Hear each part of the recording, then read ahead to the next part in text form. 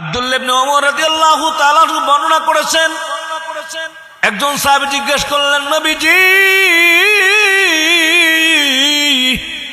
এই পৃথিবীর ভিতরে কে সতর্ক ব্যক্তি, কে সবথেকে ইন্টেলিজেন্ট বুদ্ধিমান?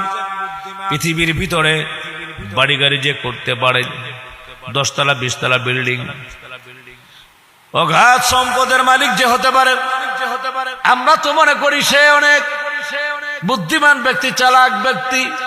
না না, নবীজি বলছেন সে বুদ্ধিমান না, সে চালাক না, প্রকৃতপক্ষে সে বুদ্ধিমান, সে সব থেকে চালাক সতর্ক ব্যক্তি, যে নাকি মৃত্যু আসার আগে মৃত্যুর জন্য সামানা গ্রহণ করেছে।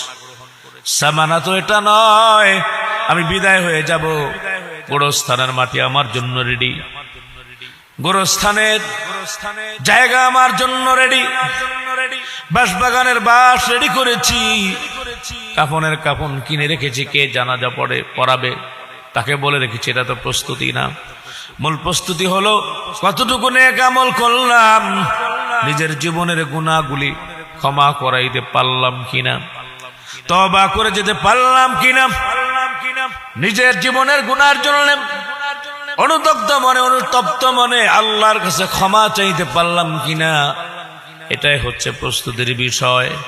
যদি ক্ষমা চাইতে পারি, তওবা করতে পারি, আল্লাহ রাব্বুল আলামিন জীবনের গুনাহগুলি মাফ করে দিবেন।